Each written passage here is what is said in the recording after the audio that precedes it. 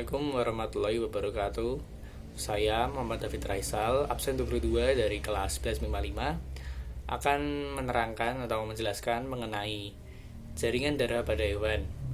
Dan di sini saya akan memulainya dari pertama yaitu sel darah merah, kemudian kedua sel darah putih, ketiga plasma darah, yang keempat yaitu keping-keping darah atau trombosit.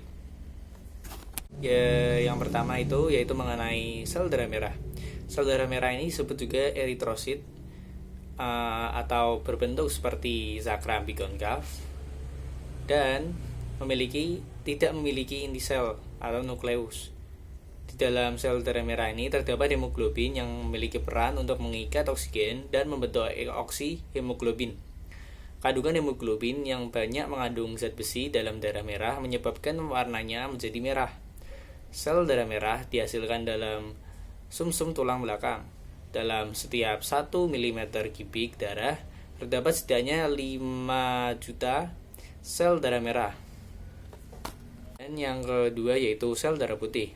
Sel darah putih ini dinamakan juga sebagai leukosit, yaitu suatu cairan darah yang berfungsi untuk memperkuat sistem imun dan melawan benda-benda asing dari luar tubuh hewan yang dapat mengganggu kesehatan hewan, misalnya melawan serangan bakteri dan virus. Sel darah putih ini tidak memiliki warna dan dapat menembus dinding kapiler, dan kemudian dia memiliki inti sel dan dapat bergerak secara amoeboid. Darah putih ini terdapat 5 macam, yaitu basofil yang berguna memberi reaksi alergi atau melawan protein asing yang berasal dari luar tubuh, dan yang kedua eosinofil yang berguna untuk melawan parasit berukuran besar, misalnya cacing. Dan yang ketiga yaitu neutrofil yang berguna untuk melawan infeksi bakteri. Dan yang keempat yaitu limfosit. Dan dalam limfosit ini terdapat 3 jenis, yaitu jenis pertama membuat antibodi setelah adanya serangan kepada beberapa sel, dan yang kedua mempertahankan serangan antibodi kepada patogen serta menyimpan memori terkait patogen tersebut, sehingga ketika suatu saat patogen kembali menyerang tubuh, maka antibodi mengetahui perlawanan apa yang harus dilakukan. Dan yang terakhir yaitu sel pembunuh alami, berfungsi untuk membunuh sel yang rusak akibat terinfeksi virus atau bakteri.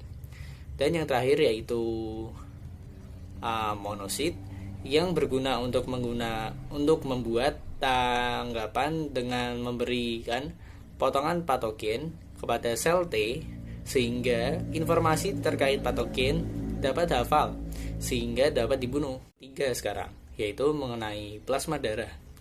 Nah, plasma darah ini tersusun dari protein, air, hormon, senyawa organik maupun anorganik.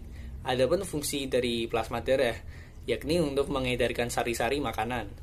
Nah, dalam darah porsi plasma darah ini sangatlah besar, yaitu sekitar 55%, di mana bentuknya seperti butiran-butiran darah. Protein plasma ini terdiri dari albumin, globulin, dan fibrinogen.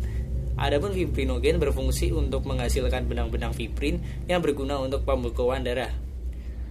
Dan kemudian yaitu plasma darah berwarna merah tua atau coklat kekuning-kuningan.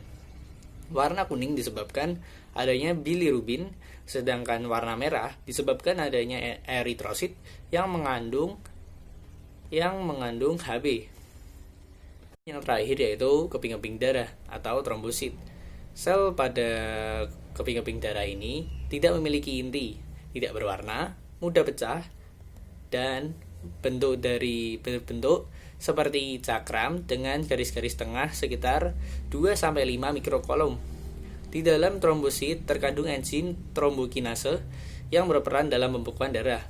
Dalam 1 mm kubik terdapat 20.000 sampai 30.000 keping darah. Bila hewan kekurangan keping darah, maka hewan tersebut akan mengalami pendarahan. Jadi, sekian penjelasan mengenai jaringan darah tentang hewan ini. Jika ada kesalahan mohon dimaafkan. Akhir kata, wassalamualaikum warahmatullahi wabarakatuh.